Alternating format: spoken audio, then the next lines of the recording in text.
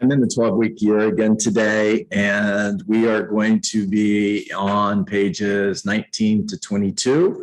I'm going back to what we talked about yesterday, but I'm going to have the conversation with you in a little bit of a different way.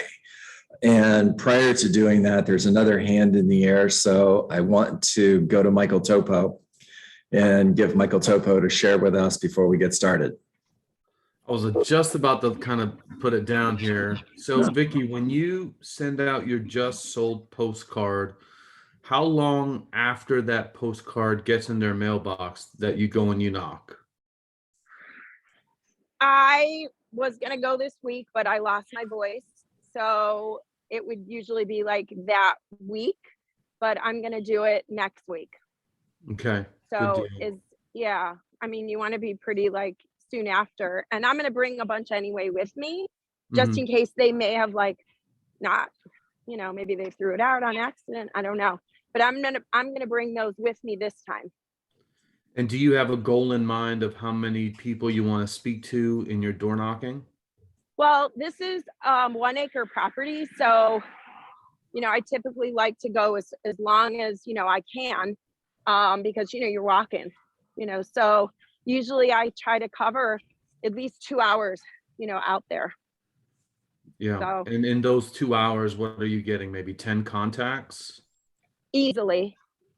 Right. And these people, it depends. There's a lot of elderly people that live there, and there are a lot of people. So I try to go later during the day too, that I know that if people are working, I'm going to get them, because people, they work.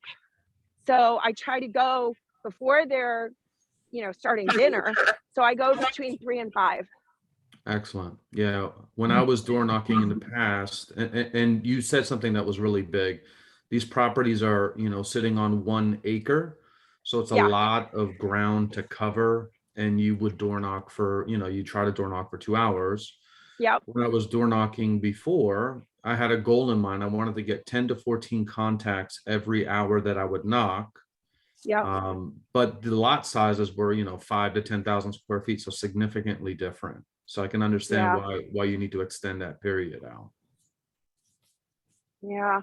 It's just a matter of like, I've gone and I've seen the same people twice already. And I think that's the most important thing, is that you want to keep showing up. Yeah.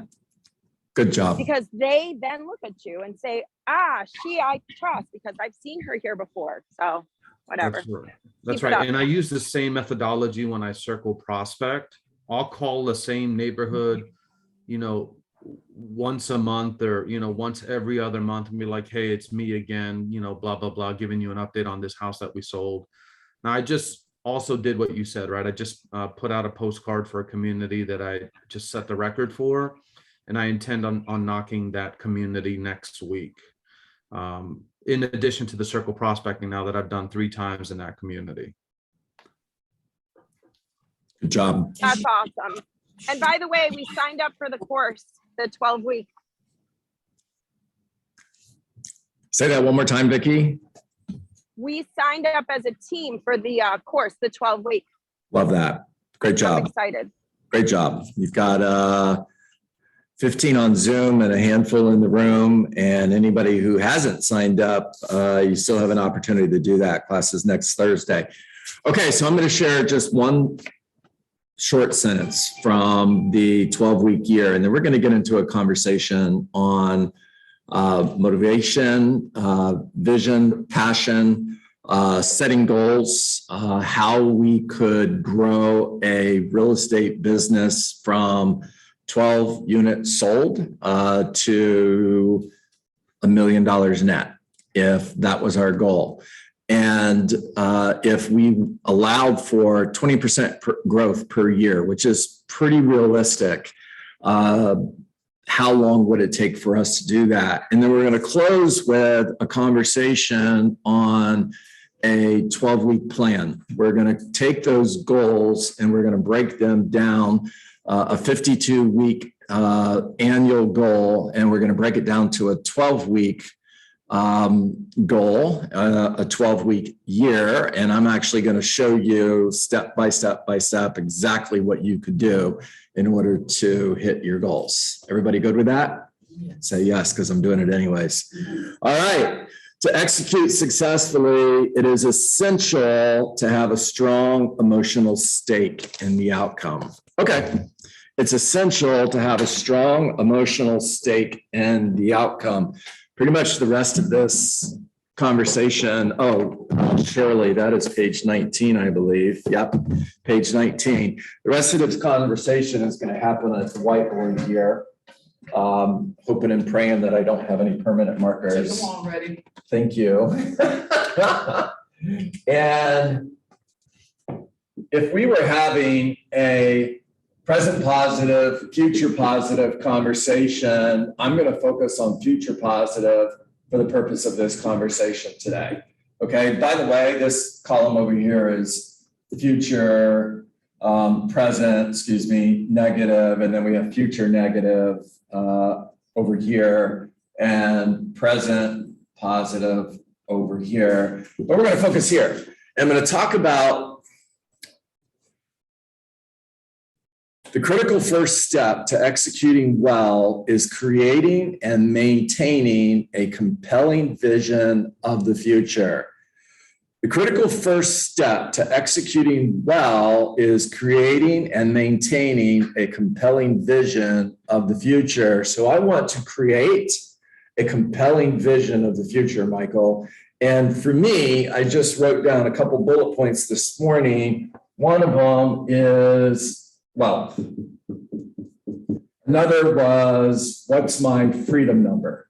In other words, how much money do I need to earn per month in passive income so that if I choose not to work, I don't have to work? I'm free. I don't have to work. What's my freedom number? Now, my compelling vision of the future is I'm earning $20,000 a month in passive income. If you were earning $20,000 a month in passive income, would you need to work? Yes or no? No. Okay. It might be yes for somebody. And then that number is just bigger. That's all. But for me, it was $20,000 a month. Another part of my compelling vision for the future was to own vacation homes. So these are properties that vacation investment homes. So I'm renting them out. Just let's call them Airbnbs. Okay. I'm renting them out when I'm not staying there. And I can stay anytime I want. And the three places that I would go is Norris Lake. Just check it out. You can Google it. It's in Tennessee. Norris Lake, absolutely beautiful. Another one would be Key West. And another one would be this little tiny group of islands in the Bahamas called the Berry Islands. So those are my three vacation homes. That's my compelling vision of the future. Kind of cool. Anybody else excited about that? I know I am. Okay.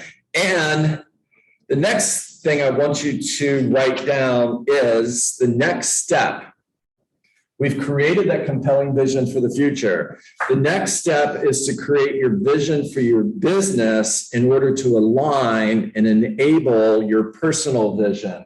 So in other words, same conversation, future positive. What does my business look like in the future in order to fund my vision for the future? Now, the purpose of business is to fund your perfect life. And the next step is to create your vision for your business in order to align and enable your personal vision. So, just a couple things I wrote down again, $1 million in net commissions. I have a business that is leveraged. I have an administrative team. So the only thing I focus on is my 20%. The administrative team takes care of the 80%. So all I do personally is lead generate and go on listing appointments. I also have a sales team that handles all of my buyer leads. So for me, I'm working 4 hours a day, maybe 6 hours a day, 5 days a week, lead generating, going on listing appointments, netting $1 million a year in commission. That's my future vision for business that is compelling, that causes me to have passion. Remember, passion comes from vision. If you lack passion, you lack vision. So I'm clear on my vision and I'm extremely passionate about this. I've also have 200,000, 20,000, 200 is good too. 20,000 a month in passive income. So that's my future vision for my business life, in order to fund my personal vision. Everybody clear on that? Yeah, good. All right, so I'm going to erase all of this. The next thing I did is I did this exercise to see how long would it take someone to go from 12 closed sales to wherever they want to be. By the way, wherever they want to be is up to you, okay? So let's just say year one, you have 12 units closed and you have an average commission of 10,000. That's going to be the number for this entire exercise, which means you made $120,000 in gross commission income. Year one. Now your business is growing by 20% per year. So in the second year, you close 14.4 units and your GCI, your gross commission income, is $144,000. In year three, you're at 17.28 units. If you want to do this at home, guys, all you have to do is just take every single number and multiply it by 20%. So that's all I'm doing. Every year, I'm growing my business. It's by 120%, excuse me. Every year, I'm growing my business by 20%. No, it's 20%. No, it's 120%. I know how I did this.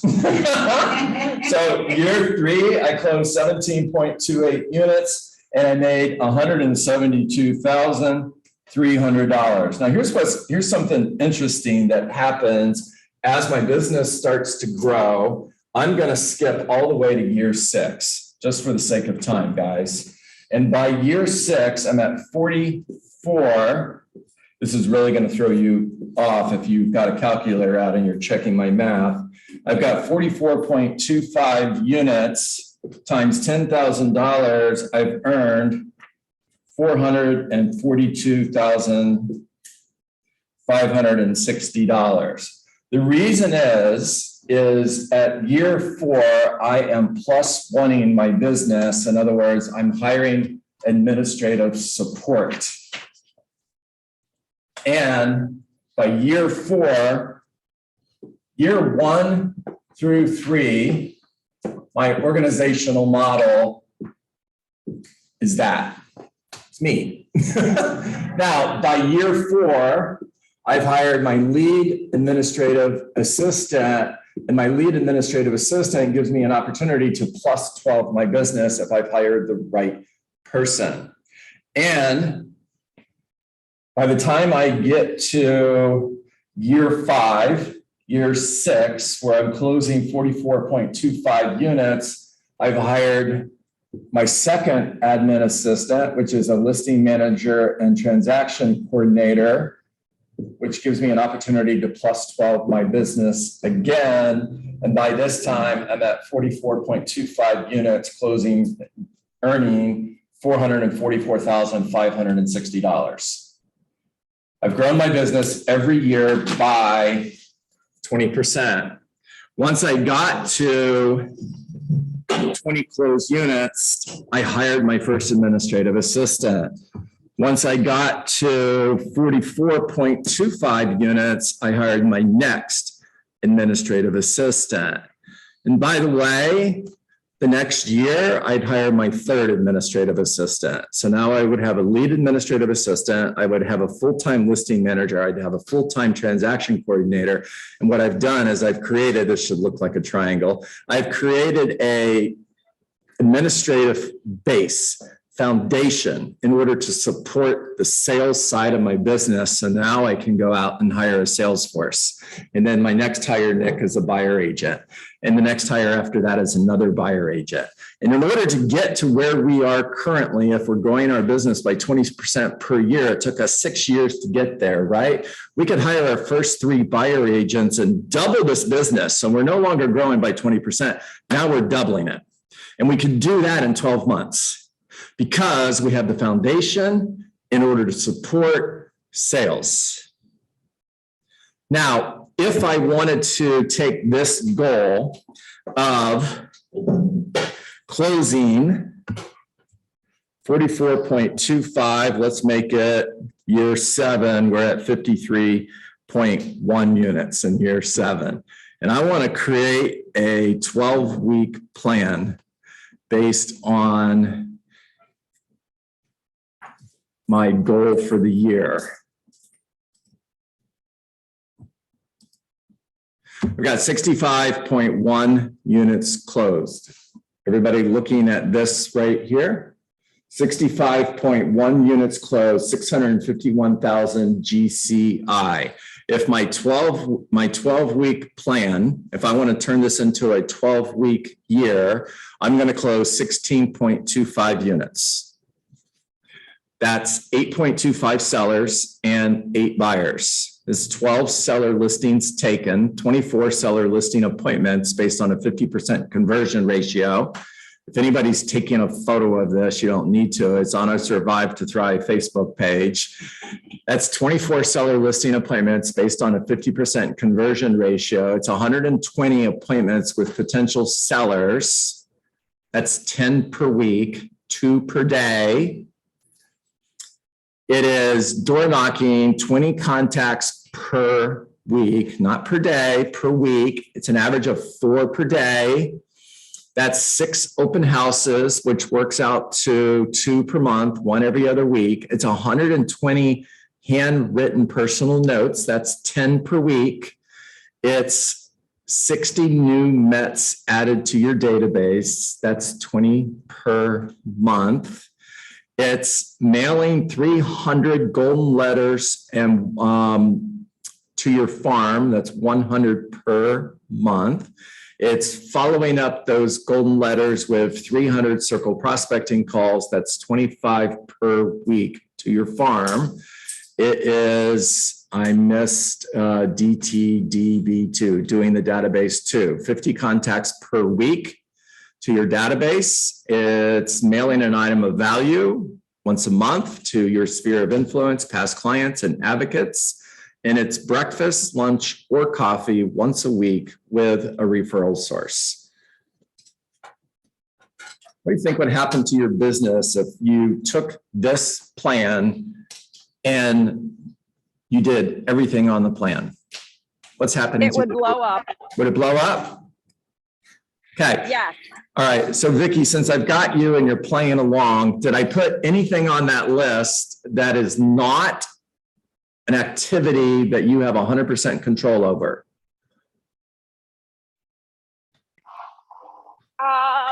Well, we don't have control over the people answering the doors. Let me back up a moment. So start with, because the answer to the question is yes. Starting with 120 appointments with potential sellers, everything down. Do I control how many people I talk to door knocking? 20 contacts per week door knocking. Do I control that? Yes, I do. Do I control 50 contacts a week to my database? Yes. Do I control how many open houses I do? How many handwritten personal notes I write? How many new METs I add to my database? How many golden letters I mail out every month? How many circle prospecting calls I make every week? Whether or not I mail an item of value out to my sphere of influence and past clients, whether or not I go to breakfast, lunch, or coffee with one of my past clients or referral source. Do I have control over all of those things? Say yes. 100%. Say yes. You focus on the activities. There's lag measures and lead measures. Now, lag measures are the result. That means we measure them. We measure results. Lag measures are results. Lead measures are the activities. In order to get the results, we focus on the activities. We ignore the results. When you focus on the activities and you hit those numbers consistently over time, the results will always show up. And there's never a time they don't. By the way, if anybody, I'm going to take this down. If anybody wants a copy of that, it's on our Survive to Thrive Facebook page. I already typed it up for you. Put it there, go copy it, paste it, implement it. Michael, talk to me. So I was counting the number of contacts, and it was 100 contacts a week, but I just wanted to ask about the circle prospecting. You said 25 calls per week. Is that considered 25 contacts or 25 calls? Just calls. So then that's 75 contacts in the week, and those Yeah. contacts are much stronger than just talking to somebody you don't know. Yeah. You didn't see for sale by owners or expired or anything in that list, did you? You didn't. And it's not because I don't want you to call them. I just wanted to create a plan for you that works for everyone. Everyone. There's nobody this doesn't work for. Now, which means, by the way, that plan I showed you wasn't based on selling 12 homes. It was based on closing 53 units and a GCI. No, it was based on 65 units and a GCI of $651,000. And everybody could do that. And John, that was in a 12-week span? Yep. Yeah, that's it. That's incredible. It's a lot, I'll be honest, but that's still incredible. Yeah, I agree. I have an aha. Talk to us. I forgot that I literally am going to be doing not only just like going and knocking back on their doors, I'm going to be doing the golden letter because I've called people. I have their numbers. People don't return phone calls. So I'm going to send them the golden letter and let them know what's going on. You know, it's interesting, Vicki. Thank you for sharing that because, again, it's mindset. And we can mail 300 golden letters and 30 days later, no result. 60 days later, no result. And our mindset can be, it didn't work. Now, 6 months later, that same homeowner that has a $2 million home calls you and says, hey, I got this letter from you. I don't know when it was, but it was pretty impressive and I'd like to chat with you about selling my house. And you just got a $2 million listing from a golden letter that you mailed out 6 months ago. So did it work? Absolutely. Yeah. Ignore the results. What I mean by ignoring the results is I'm not checking to see if things are working in order to determine if I'm going to keep doing them. Right? It would be like, okay, so I'm going to lose X amount of weight. And my plan to do that is walking 2 miles a day. Now, at the end of every walk, I step on a scale. And a week goes by and I've lost no weight. 2 weeks, nothing. 30 days, nothing. Well, screw this. It's not working. Or just walk 2 miles a day and 6 months from now, oh yeah, I should probably step on a scale. Look how much weight I've lost. It worked because you ignored the results and you just focused on the activities. Detach from the outcome. Yes. Good morning. Clarissa's phone is talking to us. Michael, what are you thinking? Michael in the room. What are you thinking? No, I was just writing down what you were saying. Ignore Yeah. the results, focus on the activities. Like you said, almost like walking every day, going home and checking the scale. You're not going to lose weight every day. It's over a period of time. It's true everywhere, right? I mean, would you give your kid an IQ test at the end of every day and say, well, you're not getting any smarter, so screw that school stuff? Yeah, it didn't work with Aaron.